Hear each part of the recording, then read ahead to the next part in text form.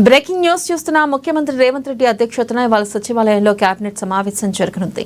గోదావరి బరకచెర్ల ప్రాజెక్టుపై విపక్షాలు ప్రభుత్వంపై దుష్ప్రచారానికి లేపిన నేపథ్యంలో ఈ భేటీకి ప్రాధాన్యత సంతరించుకుంది.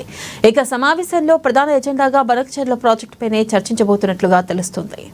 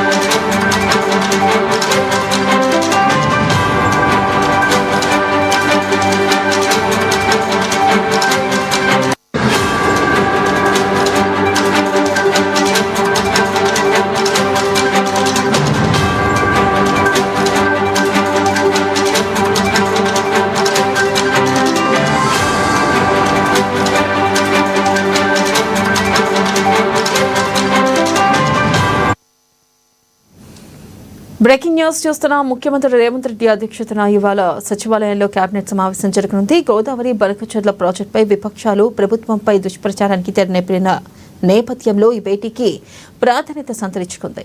దీనిపై మరింత సమాచారాన్ని మా సీఎంఓ ప్రతినిధి రమేష్ అందిస్తారు.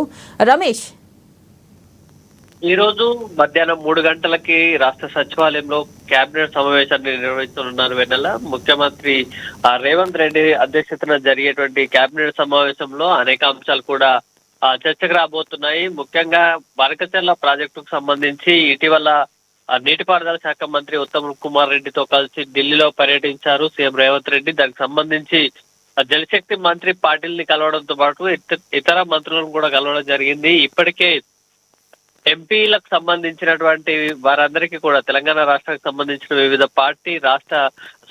పార్టీల ఎంపీలకు పవర్ పాయింట్ ప్రజెంటేషన్ ద్వారా వివరించడం జరిగింది. ఢిల్లీ పర్యటనలో కేంద్ర మంత్రులు ఏం చెప్పారు, అట్లాగే ఎలా ముందుకు వెళ్లాలనే అంశంపై కూడా ఈ రోజు కేబినెట్ లో చర్చించబోతున్నారు. దాంతో పాటు కాళేశ్వరం కమిషన్ కు సంబంధించి విచారణ కొనసాగుతున్న నేపథ్యంలో పీసీ ఘోష్ కమిషన్ కూడా ప్రభుత్వాన్ని అప్పుడు జరిగినటువంటి కేబినెట్ మినిట్స్ రికార్డ్స్ కూడా పంపాలి. నిజంగా కేబినెట్ ఆమోదం ఉందా, ఎట్లాంటి అంశాలు కేబినెట్ లో చర్చకు వచ్చాయి గతంలో అనేది అధికార పార్టీకి అట్లాగే బీఆర్ఎస్ వాళ్ళు చెప్తున్న దానికి పొందన లేని నేపథ్యంలో అప్పుడు జరిగిన రికార్డులను కూడా అడగడం జరిగింది. దానికి సంబంధించి ఇప్పటికే ఇరిగేషన్ అండ్ ఫైనాన్స్ శాఖకు కూడా సీఎంఓ లేఖ పంపింది. ఈ అంశం కూడా చర్చకు వచ్చేటువంటి అవకాశం ఉంది. అట్లాగే స్థానిక సంస్థల ఎన్నికలకు సంబంధించి నోటిఫికేషన్ వచ్చే అవకాశాలు ఉన్న నేపథ్యంలో ఇందిరమ్మ ఇల్లు ఇతర సంక్షేమ పథకాలకు సంబంధించి ఈ రోజు చర్చించబోతున్నారు. లబ్ధిదారులకు ఎట్లాంటి ఎంపికకు సంబంధించి జాప్యం జరుగుతుందా, దాంతో పాటు రాజకీయ జోక్యం, రాజకీయ విమర్శలు కూడా